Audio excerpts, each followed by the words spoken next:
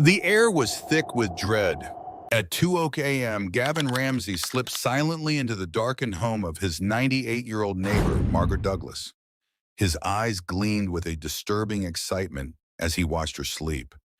He had planned this moment for days, and now, in the still of the night, it was finally happening. What could drive a 17-year-old to commit such an unspeakable act? What drove him to strangle her in cold blood, then take photos of her lifeless body before stashing it in the closet as if it were nothing more than a twisted trophy? 3 days later, her family would discover the horror. But for Gavin, the act wasn't a random outburst.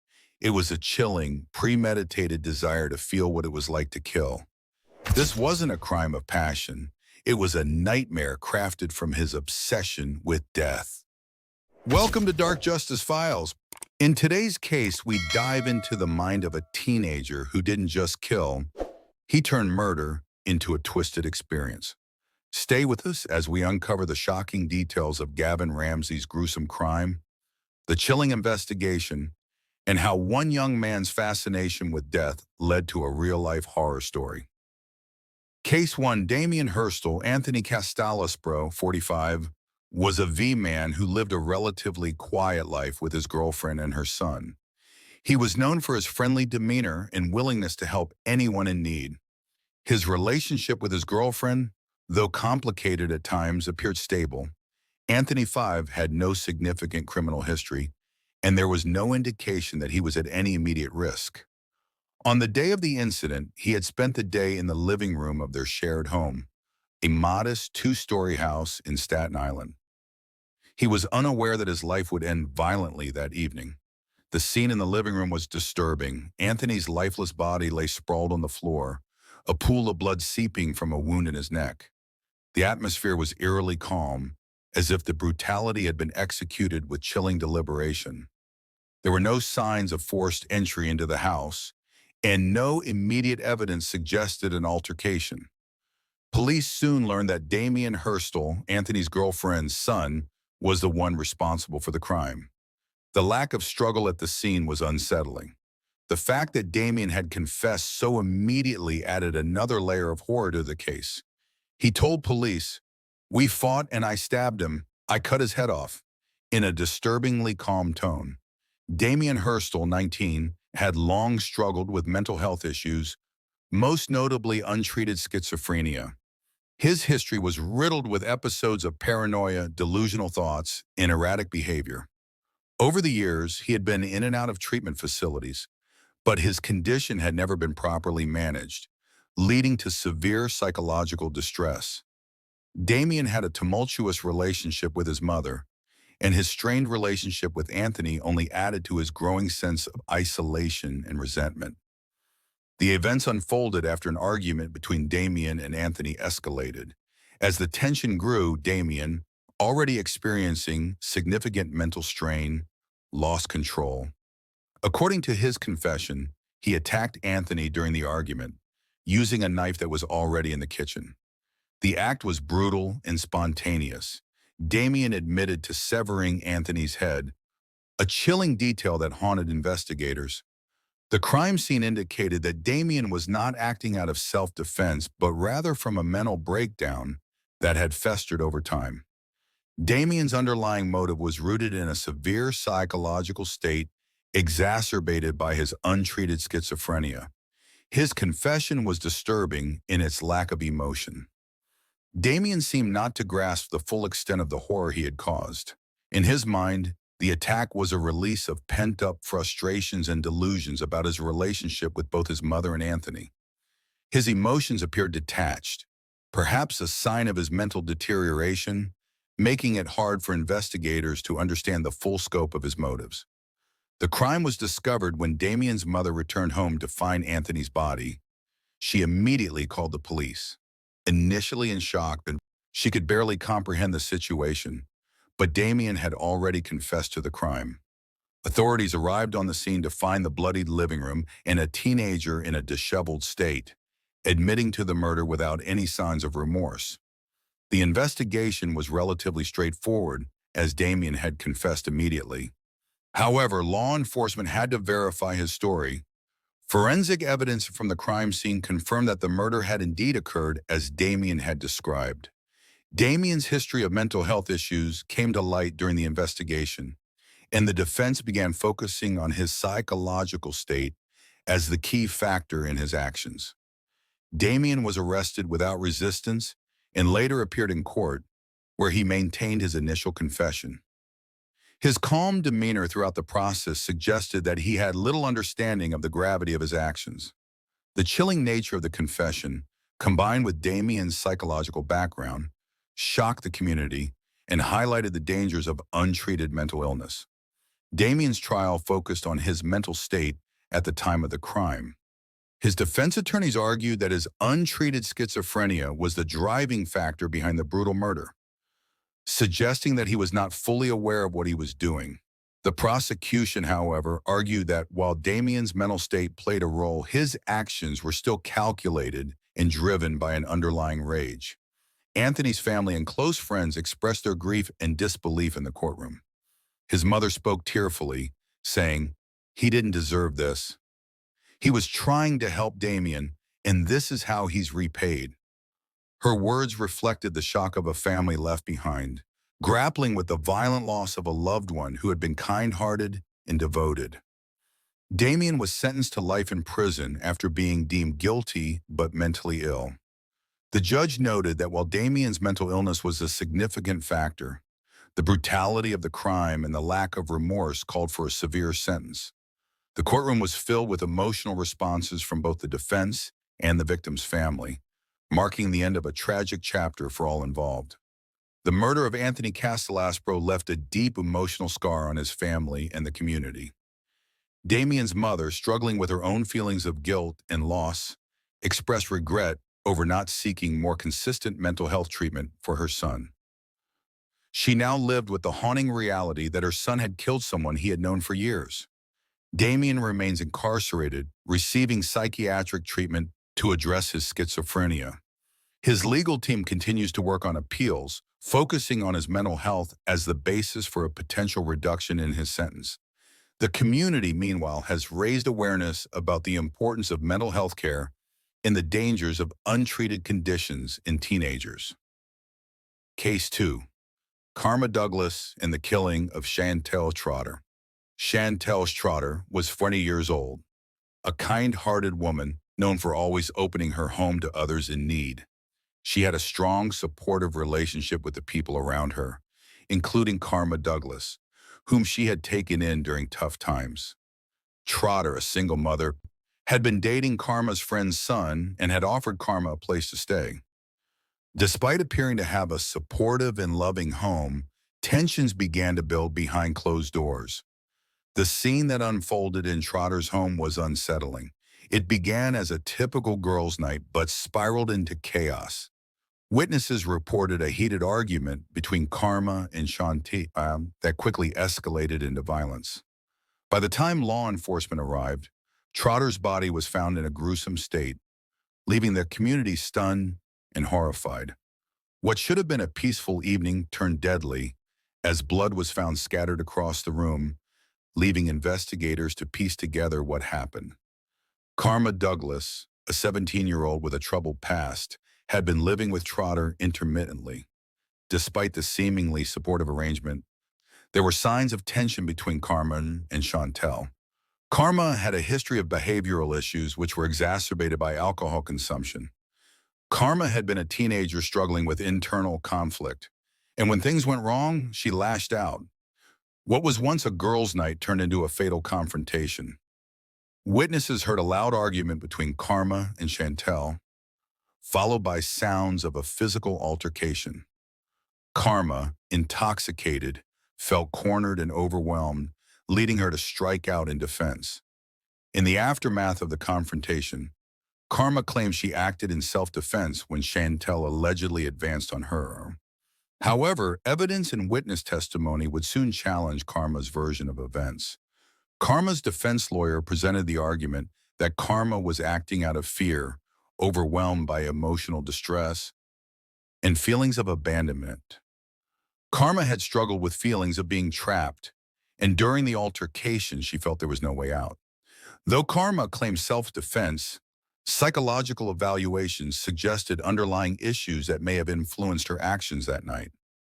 The crime came to light when neighbors became concerned after hearing shouting and glass breaking from inside the house.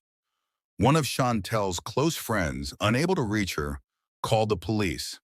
Upon arriving, authorities discovered the scene of the crime and immediately started their investigation. Investigators quickly pieced together the events leading up to Chantel's death. Forensic evidence and witness statements painted a chilling picture. Karma's behavior after the crime was erratic. She was found wandering nearby with blood on her clothes, refusing to answer questions. The investigation revealed that Karma's version of the events didn't match the evidence found at the scene, and police began to question whether the violence was truly an act of self-defense. Karma was arrested on October 10, 2025, following an intense interrogation. After hours of questioning, Karma broke down and confessed to the crime. She told officers that her actions were in self-defense, though the confession came with conflicting emotions. Karma claims she didn't know what had happened in the heat of the moment, but the evidence pointed to a more deliberate act. During the trial, Karma's defense attorneys argued that she was acting out of self-defense, influenced by her difficult past. They emphasized her mental state and emotional distress, suggesting she was unable to control her actions due to a buildup of frustration and anger. The prosecution, however, presented evidence suggesting that the altercation was not a simple act of defense, but an escalated argument that turned fatal. Karma's admission of guilt in the face of overwhelming evidence only added weight to the prosecution's case. Chantel's family spoke passionately during the trial. Chantel's sister delivered an emotional statement, expressing how the loss of her sister affected not only her, but the entire community. Chantel was always there for people. She had a heart full of kindness, and she didn't deserve this, she said, her voice filled with sorrow. After deliberation, Karma Douglas was sentenced to 20 years in prison. The judge noted the complexities of the case, including Karma's age and emotional state, but ultimately ruled that the severity of the crime could not be overlooked. The judge emphasized the loss of a life that had been a beacon of support for others. The community was left reeling from the tragedy, with many questioning what led to this senseless act of violence. Chantel's family remains devastated by the senseless act that ended her life. Her children are now growing up without a mother, and the community feels the impact of the loss of a warm and caring individual. The trauma felt by the family has only been exacerbated by the circumstances of Chantel's death. Karma's actions, while claimed to be in self-defense, left a permanent scar on everyone involved. As of 2025, Karma remains in custody, serving her sentence at a juvenile detention facility. Her time in prison has been marked by reflection and ongoing mental health treatment. There has been no indication of an appeal, though Karma's defense team has signaled that they may revisit the case in the future. The case continues to be a point of discussion, especially regarding the mental health of teenagers involved in violent crimes. Case 3, Nikita Kasab. Nikita Kasab's parents, Thomas and Julia Kasab, were well-respected members of their community in Waukesha, Wisconsin. Thomas, 45, was a retired military officer who had served his country for over 20 years, while Julia, 42, worked as a teacher at a local high school. They had 2 children, Nikita being the oldest. To the outside world, the Kasabs led a quiet suburban life, raising their children in a close-knit, middle-class neighborhood. But beneath the surface, their son had been struggling with emotional and psychological challenges that would eventually lead to tragic consequences. On the night of February 28, 2025, Thomas and Julia were found dead in their home. Neighbors had heard nothing unusual, but when a relative went to check on the family after not hearing from them for days, the police were called. What they found in the Kasab household was chilling, a scene that could have been torn straight from a horror movie. The bodies of Thomas and Julia were discovered in the living room, both victims of brutal stabbings. their bodies arranged with unnerving precision. Blood was spattered across the walls, and a note was found next to the scene, written in cryptic language. The crime scene was methodical, cold, and calculated. Signs of premeditation were glaring.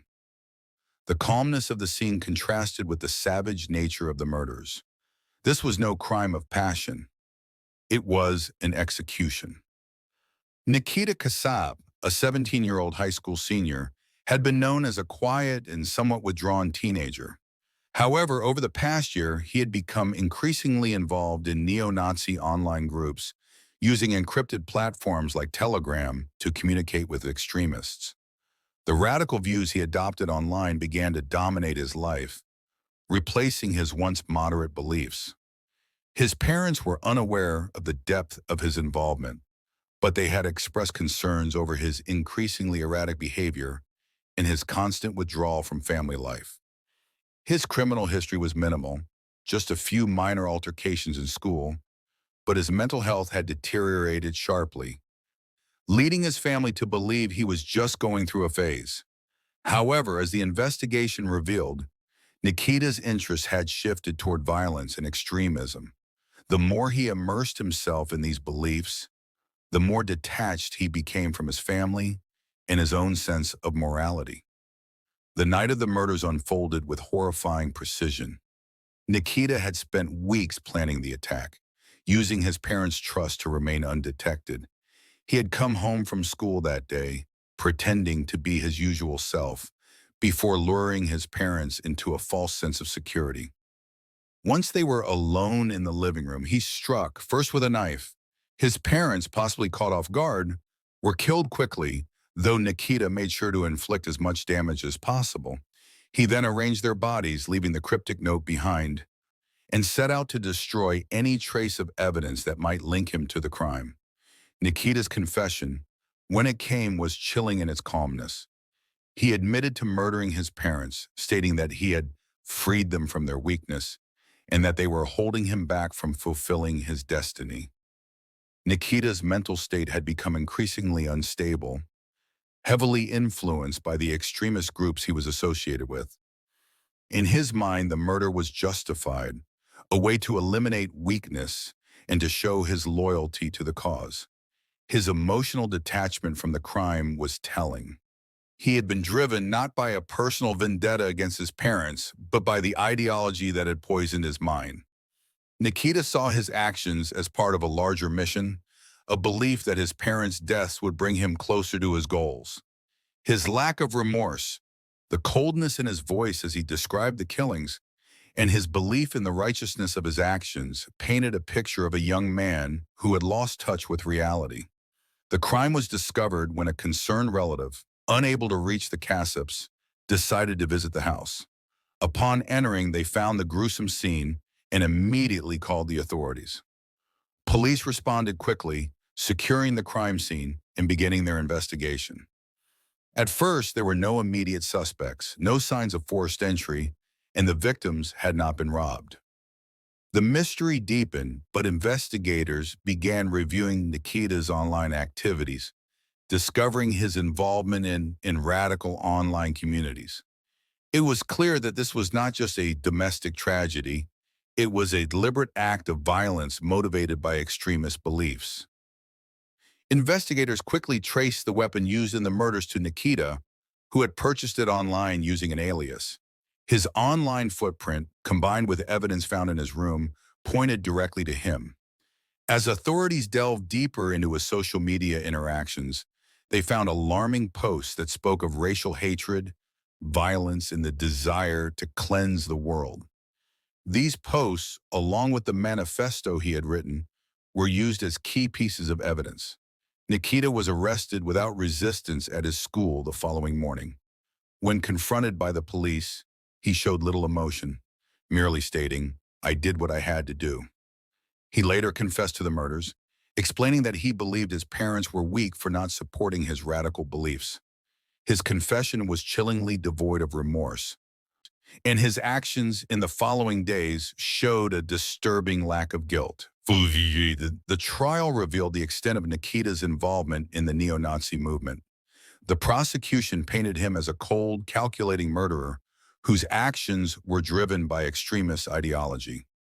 The defense attempted to argue that Nikita's mental state was compromised, citing his involvement in online radicalization and his deteriorating mental health. However, the prosecution countered by presenting evidence that Nikita had been aware of his actions and had planned the murders meticulously. Thomas and Julia's family members delivered powerful victim impact statements describing the shock and devastation of losing two loved ones in such a brutal, senseless way. They were good people, kind people, Julia's sister said in court, her voice breaking. They didn't deserve this. No one deserves this. In the end, Nikita Kasep was sentenced to life in prison without the possibility of parole. The judge described his crime as a senseless act of violence motivated by hate, and the verdict was met with a mixture of relief and sorrow. The community struggled to come to terms with the horrors that had unfolded in their quiet neighborhood. The Kasep family continues to mourn their loss, struggling with the shocking nature of the crime. The community remains haunted by the realization that such radicalization can take root even in the most seemingly ordinary households. As of 2025, Nikita remains incarcerated, serving his life sentence. He has shown no remorse for his actions, and his case has raised important questions about the dangers of online radicalization among young people. His trial sparked debates about the role of social media in fostering extremist ideologies and the need for better mental health care for young individuals at risk of such influence. His story serves as a grim reminder of the destructive potential of radicalization and the importance of addressing these issues before it's too late. Case 4. The Fatal Dose. The Death of a 19-year-old from Fentanyl. Lace Pill Section 1. The Victims and the Crime Scene Victim Background. A 19-year-old with his whole life ahead of him, Jacob Miller was known for his easygoing nature and his love for music. He had just started college and had been working part-time at a local coffee shop to save up for his first car. On the night of his death, Jacob was with his friends, hanging out at a local park, laughing and sharing stories. Everything seemed normal. But in a split second, Jacob's life ended, the result of a single, unknowingly fatal decision. The crime scene description. The scene at the park was eerily calm when officers arrived. Jacob's friends had frantically tried to revive him, but it was too late. His face was pale, his lips tinged blue. His phone lay next to him, a conversation with friends still visible on the screen, discussing the pills he had just taken. Investigators found remnants of pill wrappers and a small bag of powder nearby, evidence of a counterfeit drug transaction. The moment they traced the pills back to Caden Welch, they knew they were dealing with something much darker than just another overdose.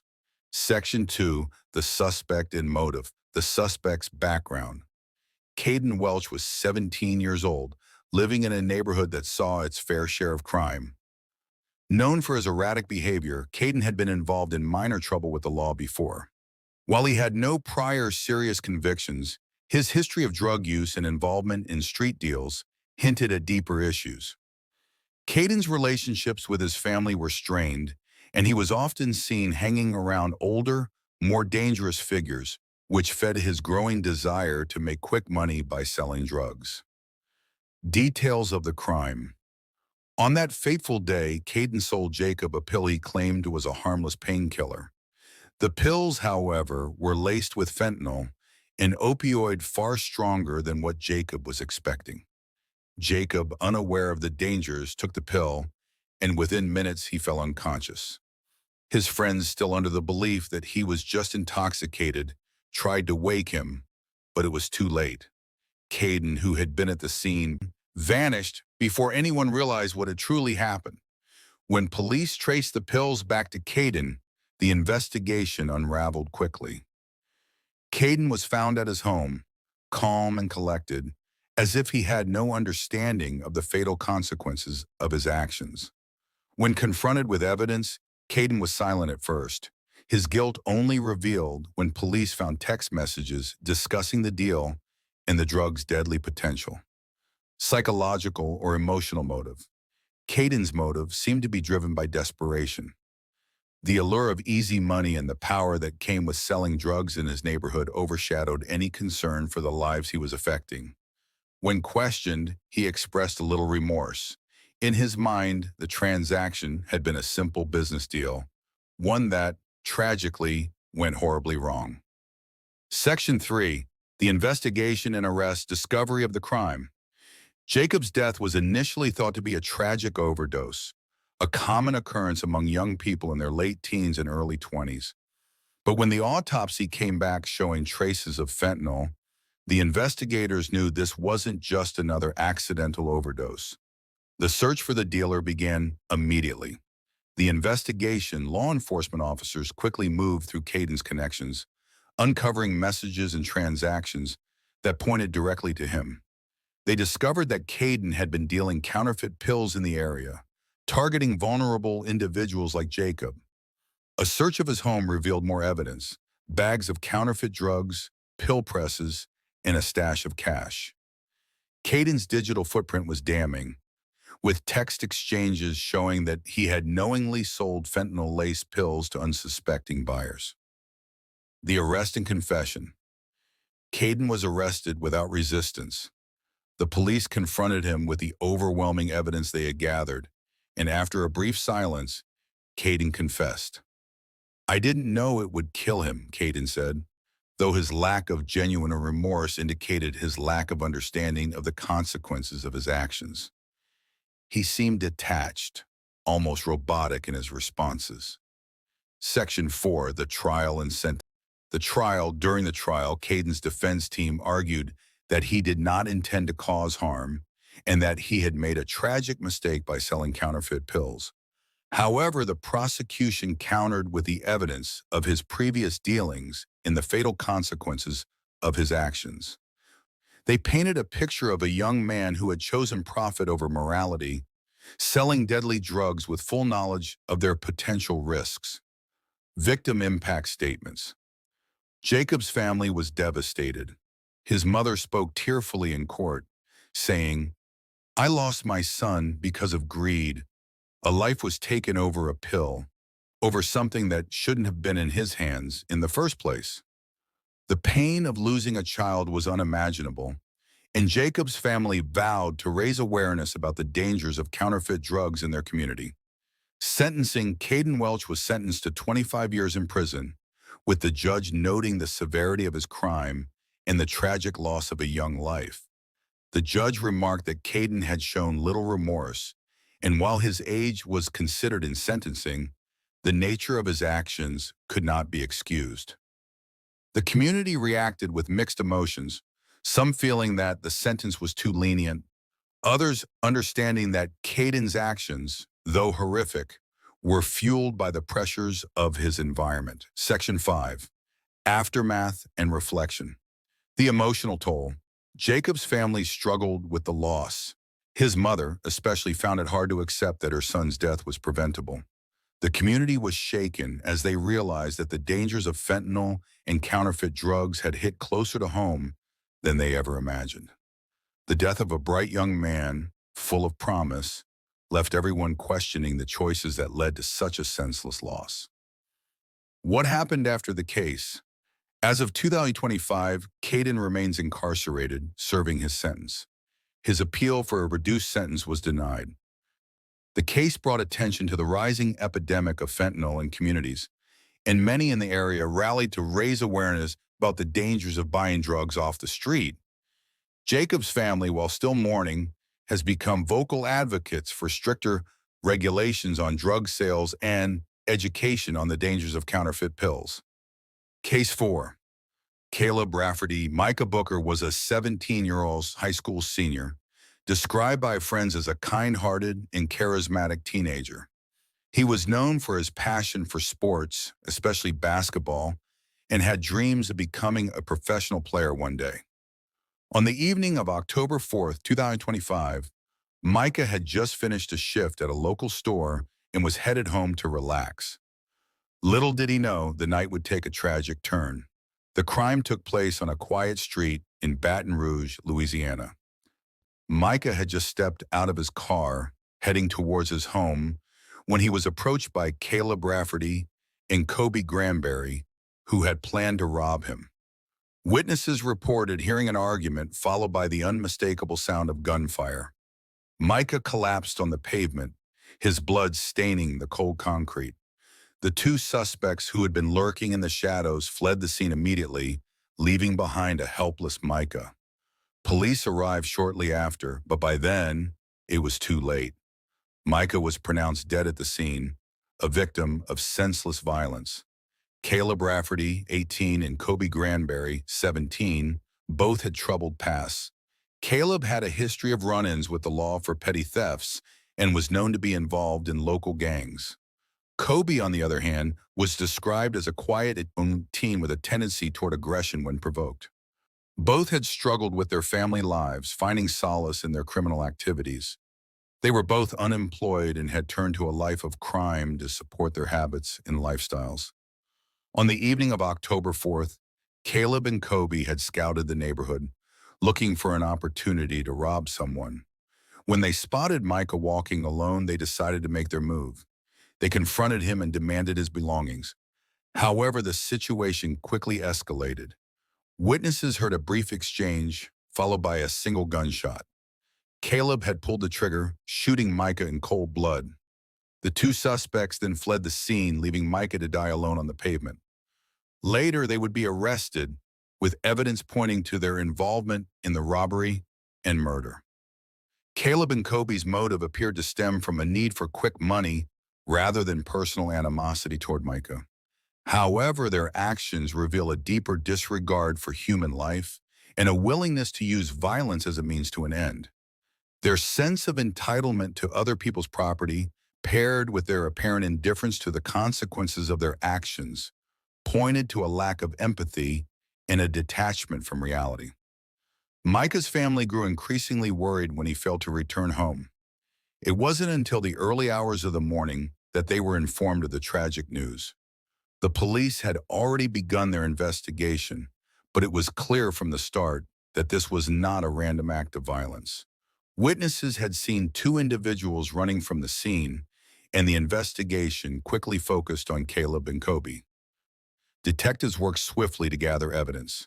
Surveillance footage from nearby businesses revealed the suspects' faces as they had been caught on camera just moments before the shooting.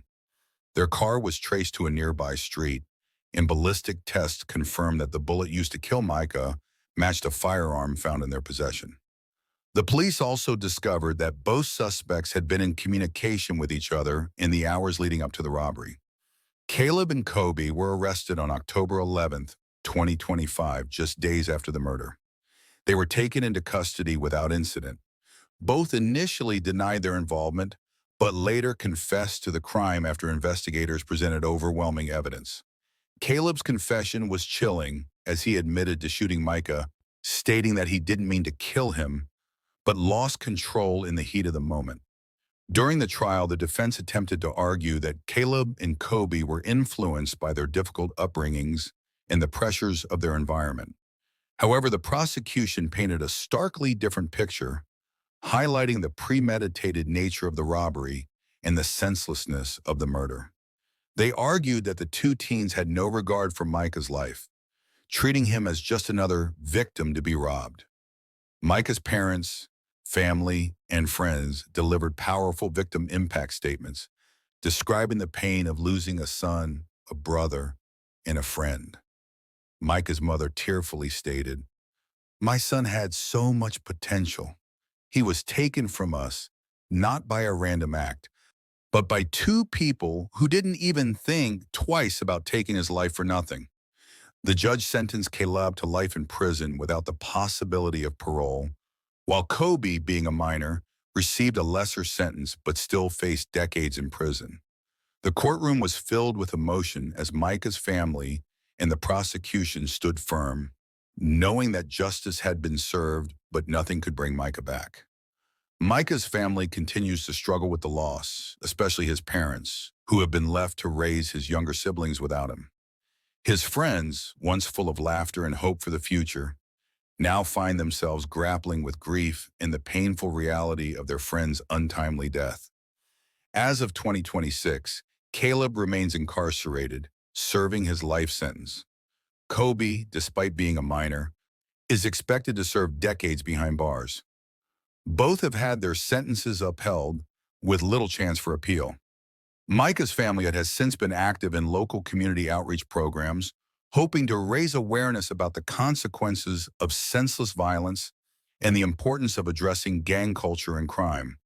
The case, though closed, continues to resonate in Baton Rouge, where the memory of Micah Booker's life and tragic death serves as a reminder of the devastating consequences that arise when violence is used as a solution to life's struggles. The story of Micah Booker, a bright young man whose life was stolen in the blink of an eye, is a haunting reminder of the senseless violence that can erupt from the most seemingly innocuous of moments. A simple robbery turned deadly, taking away the promise of a future and leaving behind a devastated family, friends, and an entire community grappling with the aftermath. This case is not just a tragedy, but a wake-up call about the destructive paths that unchecked violence and a lack of empathy can lead to. As we reflect on the journey of Caleb Rafferty and Kobe Granberry, two young lives led astray by their own choices and lack of accountability, it's clear that the true cost of their actions extends far beyond prison sentences. It lies in the lives they shattered, the hearts they broke, and the lessons that came too late for them to learn. While justice has been served, the pain will never fully disappear for those left behind. But it's not just about the past. It's about the future and how we, as a society, can prevent more tragedies like this. It's about giving young people the guidance, support, and understanding they need before they make decisions that will haunt them and their victims forever. We must come together to change the culture of violence and indifference that too often claims innocent lives. At Dark Justice Files, we delve into these cases not just to seek answers, but to shed light on the darkest corners of our society. We hope these stories inspire you to think deeper, challenge the status quo, and take action in your own communities. Every voice matters. Every choice matters. If you found this story powerful, if it made you think about the larger picture of justice, violence, and redemption, don't forget to like, comment, and subscribe. Let us know where you are watching from and share your thoughts on how we can prevent future tragedies like Micah's. Stay with us, stay aware, and never forget, justice doesn't just happen in courtrooms. It happens in the hearts and minds of each one of us. Thank you for watching Dark Justice Files. Until next time.